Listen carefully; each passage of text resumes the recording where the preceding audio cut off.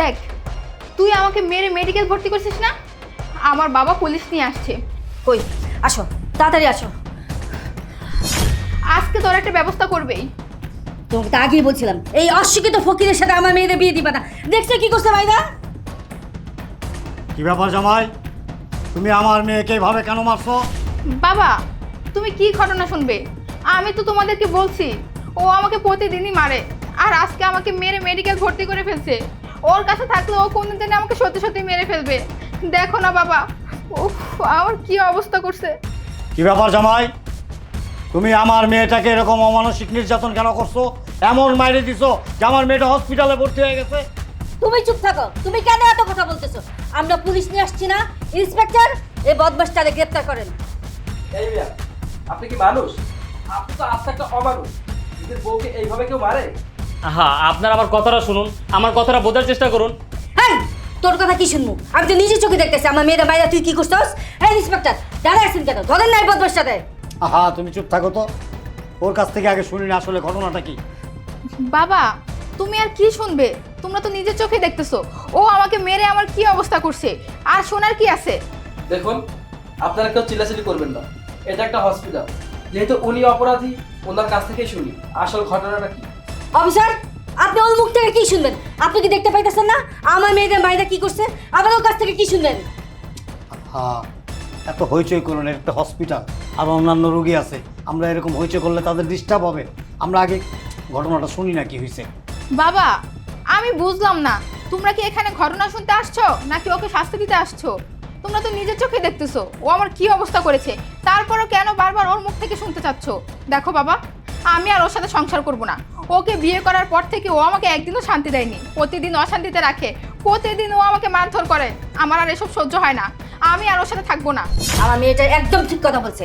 এই বদমাশটার সাথে আমার মেয়ে বিয়ে হওয়ার পর থেকে প্রতিদিন আমার মেয়েরা মারধর করে, অশান্তির মধ্যে রাখছে। এই হারামজাদারে অনেক সহ্য করছি। আর না, অফিসার, ওরে কোমরে দড়ি বান্ধা থানা নিয়ে যান, তখন বুঝবো যে আমার মেয়ের মারার কি মজা। থামো তো, ওর মুখ থেকে শুনি না আগে। কি কি শুরু করছো তুমি? হ্যাঁ, তুমি নিজের চোখে দেখো না কি করছে আমার মেয়ের? সব কিছু তোমার দোষ। তোমার কারণে আমার মেয়ে আজকে হসপিটালে। তোমাদের কতবার বলছি এই বদমাশের কাছ থেকে আমার মেয়েদের ডিভোর্স দিয়ে আনো। না, আনবে না। ছেলেটা ভালো, কি ভালো নমুনা, দেখছো? তুমি কি এরকম চিল্লাইতে থাকবা? আমি কি মানে জানছিলাম আগে যে ছেলে খারাপ? আমি তো ভালো ছেলে দেখে বিয়ে দিয়েছিলাম, ওর পরিবার ভালো, ও ভালো। এখন কি হয়েছে মূল ঘটনাটা তো আমাকে জানতে হবে। তো কি শুরু করেছেন আপনারা? আপনারা যদি এরকম চিল্লাচিল্লি করবেন তাহলে আমাকে এখানে কেন নিয়ে আসছেন? দেখুন, আমার হাতে বেশি সময় নেই। আমি আপনাদের এসব ঝামেলা দেখার জন্য এখানে আসিনি। আমি কি ওনাকে ধরে নিয়ে যাব? নিয়ে যাবেন না তো কি করবেন? আপনাকে কেন আনা হয়েছে? ওকে তো ধরে নিয়ে যাওয়ার জন্য। আপনি নিজে চোখে দেখছেন না আমার মেয়েকে মেরে কি করছে? এই, তুমি চুপ থাকো তো। ও আমার মেয়েকে মারছে, তুমি কি ভাবছো আমি ওকে ছেড়ে দেবো? ও যদি অপরাধ করে থাকে এই অপরাধের শাস্তি ওকে পেতেই হবে। এই রুবেল, তুমি বলো কেন আমার মেয়েকে মারছো? আপনাদের সবারই তো একটাই প্রশ্ন, আমি কেন আপনাদের মেয়েকে মেরে হসপিটালে ভর্তি করছি?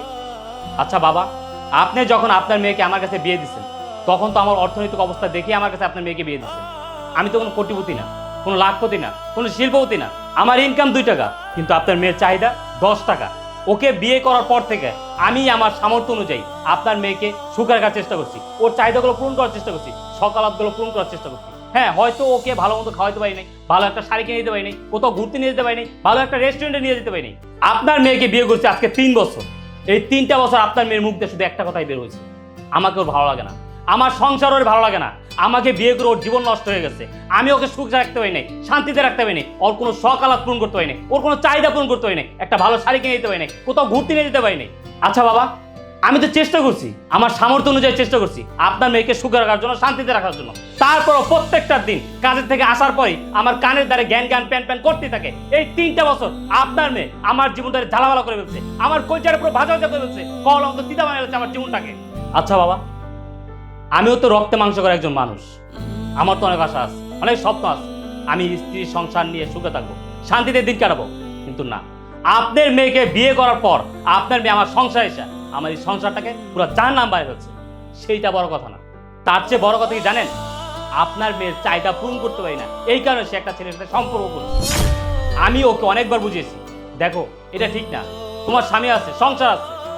ও আমার কোনো কথা শুনে নাই, ও আমার কোনো কথা শুনে নাই, সেই ছেলের সাথে সম্পর্ক কন্টিনিউ করে গেছে। আচ্ছা বাবা, আপনি বলেন তো কোন পুরুষ এটা সহ্য করবে যে তার স্ত্রী দিনের পর দিন অন্য একটা পুরুষের সাথে পরকীয়া করবে? বাবা, এইটা আমি সহ্য করতে পারিনি। আজকে আমার ধৈর্যের বাঁধ ভেঙে গেছে। আমি ইচ্ছা মতো আপনার মেয়েকে পিটাইছি। আমার শরীরে যত শক্তি ছিল তত শক্তি দিয়ে পিটাইছি, বাবার পিটান পিটাইছি, আর পিটাই আমি নিজেই হাসপাতালে নিয়ে আসছি। এখন বাবা মা আপনারাই বলেন, আমি কি অপরাধ করছি? হ্যাঁ, যদি আমি অপরাধ করে থাকি আপনারা আমার যেই শাস্তি দিবেন আমি ওই শাস্তি মাথা পেতে নেব। আমি কোনো দ্বিমত পোষণ করবো না। হ্যাঁ, তুমি অপরাধ করছো, তুমি অনেক বড় অপরাধ করছো। এভাবে মাইরা হাসপাতালে ভর্তি না করা, যদি ওরা একবারে মেরা ফেলতা, তারপর আমাকে খবর দিতা, আমি আইসা ওটা ফোন টাফোন করতাম। কি রে, তুই তো আমার প্রতিদিন ফোন দিয়া বলতিস মা আমার জামাই না আমার মারে, আমাদের অত্যাচার করে, ওর কাছে থাকুন না। কিন্তু তুই যে এত বড় খারাপ, তুই যে পরকীয়া করিস, সেটা তো আমাদেরকে বলস না। ছি ছি ছি ছি ছি ছি, আমাকে ভাবতে অবাক লাগতেছে। তুই যে আমাদের মেয়ে। এই জামাই, তুমি ভালো করছো, ওরে মারছো, ভালো করছো, আরো মারতা। আচ্ছা, এখন আপনারা বলুন আমি কি করব? আমি কি ওনাকে ধরে নিয়ে যাব? অফিসার, আসলে আমাদের মেয়ে ফোন দিছে আর চলে আসছি। আমরা তো আর জানতাম না আসলে মূল ঘটনাটা কি। এটা আমাদেরই একটা মিসগাইড। আপনি আসছেন, কষ্ট করছেন, এই জন্য সরি। আপনি চলে যান, আমাদের ইন্টারনাল ব্যাপার আমরাই দেখব। আচ্ছা ঠিক আছে, আমি চলে যাচ্ছি। আর হ্যাঁ, যাওয়ার আগে আপনাকে একটা কথা বলছি। আপনাদের মতো কিছু মেয়ে মানুষের কারণে আমাদের সমাজে কিছু সংসারে অশান্তি হয়। আপনাদের চাহিদা তো বেশি কেন? আপনাদের স্বামী আপনাদেরকে যতটুকু দেয়, যা দেয়, আপনারা সেটা নিয়ে সন্তুষ্ট থাকতে পারেন না? আপনাদের কেন পরকীয়া করতে হবে? কেন অন্য ছেলেদের সাথে সম্পর্ক করতে হবে? দেখুন, যা করবেন চিন্তা ভাবনা করে তারপর করবেন। আজকে আপনার হাজবেন্ড আপনাকে মেরেছে, যদি এরকম হতো আপনার হাজবেন্ড রাগের মাথা যদি আপনাকে মেরে ফেলতো, তখন আপনি কি করতেন? আপনাদের সংসারে যদি বনাবনি না হয় তাহলে আপনারা আলাদা হয়ে যান। শুধু শুধু নিজেদের মধ্যে ঝামেলা করে অশান্তি ডেকে আনবেন না। আচ্ছা ঠিক আছে, আমি তাহলে আসছি। জি অফিসার, থ্যাংক ইউ। আপনি কিছু মনে করবেন না? হ্যাঁ, আচ্ছা ঠিক আছে। বাবা মা, আপনারা হসপিটালে আসছেন, সব কিছু দেখছেন এবং সব কিছু বুঝছেন। আমি কেন আপনার মেয়েকে মেরে হসপিটাল ভর্তি করছি? আপনার মেয়ে অন্য কোথাও পরকীয়া করে, সম্পর্ক করে। যেহেতু আপনাদের মেয়ে আমাকে চায় না, আমার সংসার চায় না, আমার সাথে সম্পর্ক রাখতে চায় না, আমিও আপনার মেয়ের সাথে আর সংসার করতে চাই না। আমি আপনাদের মেয়েকে তালাক দেব। এখন আপনারা আপনাদের মেয়েকে কী করবেন সেটা একান্তই আপনাদের ব্যাপার। শোনো জামাই, প্রত্যেকটা বাবা মাই সন্তানের ভালো চায়, আর আমরাও তাই চাইছিলাম। ওকে তিলে তিলে স্নেহ আদর ভালোবাসা দিয়ে বড় করে তুলছি। একটা সময় যখন ওর বিয়ের বয়স হচ্ছে, ওকে বিয়ে দিছিলাম এবং খুব শখ করে, খুব আশা করে যে স্বামীর সংসার করবে, ভালোভাবে থাকবে, বাবা মায়ের মুখ উজ্জ্বল করবে স্বামীর সংসারে এসে। কিন্তু ও সেটা পারে নাই। এখন ও ওর চরিত্রের কারণে যদি তোমার সংসার করতে না পারে, সেটা আমাদের দেখার বিষয় না, এটা ওর ব্যর্থতা। এখন তুমি বাবাজি যেটা ভালো মনে করো ঠিক সেটাই করো। আর শোন, তোকে বলে রাখি, তুই যদি এই সব ভুল শুধরে মানুষের মতো মানুষ হয়ে ভালোভাবে স্বামীর সংসার করতে পারিস, তাহলে আমার বাড়িতে যাবি। আদারওয়াইজ আমার বাড়ির ত্রিসীমানায় তোর ছায়াটা যেন না পড়ে। হ্যাঁ চলো।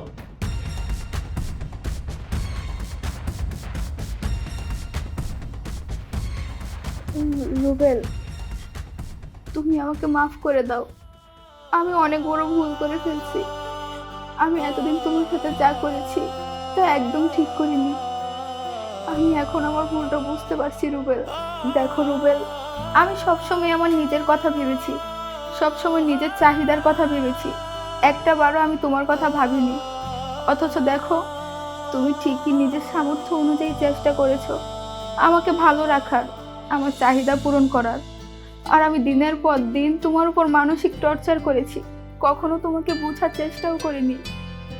আসলে কি জানো, আমি না এই অভাবটা মেনে নিতে পারিনি, তাই একটা ছেলের সাথে সম্পর্কে জড়িয়ে যাই। আমি ভেবেছিলাম সেই ছেলেটা হয়তো আমাকে অনেক সুখে রাখবে, আমাকে ভালো রাখবে, আমার সব ইচ্ছে পূরণ করবে। কিন্তু আমি ভুল ছিলাম। আমার জন্য তুমিই পারফেক্ট, তুমি আমাকে অনেক ভালোবাসো। আমি এতদিন পরে বুঝতে পেরেছি, হয়তো তুমি আমার সব ইচ্ছে পূরণ করতে পারো না, কিন্তু তুমি তোমার সামর্থ্য অনুযায়ী ঠিকই চেষ্টা করেছো আমাকে ভালো রাখার, আমার সব ইচ্ছে পূরণ করার। দেখো রুবেল, আমি এতদিন ভুল ছিলাম। আমি এতদিন ভেবেছি হয়তো তোমার সাথে থাকলে আমার জীবনটা নষ্ট হয়ে যাবে, তাই দিনের পর দিন আমি তোমার সাথে এত খারাপ ব্যবহার করেছি। রুবেল, আমি আমার ভুলটা বুঝতে পারছি, তুমি আমাকে প্লিজ মাফ করে দাও। আমি আর কখনো তোমার সাথে খারাপ ব্যবহার করব না, কখনো আর তোমার কাছে কোনো কিছু আবদার করব না। তুমি যা বলবে আমি তাই শুনবো। প্লিজ আমাকে এবারের মতো মাফ করে দাও। তুমি যেহেতু তোমার ভুলটা বুঝতে পারছো, আমি তোমার মাফ করে দিচ্ছি। আমার আর কিছু বলার নেই। তোমার প্রতি আমার কোনো রাগ, অভিমান, ক্ষোভ কিচ্ছু নেই। ঠিক আছে, তুমি সুস্থ হলে তোমাকে আমি বাসা নিয়ে যাবো। উফ, ব্যথা হয়েছে না? অনেক মারছি। ঠিক আছে, এখন থেকে আর তোমার গায়ে হাত তুলবো না, আমি কথা দিলাম।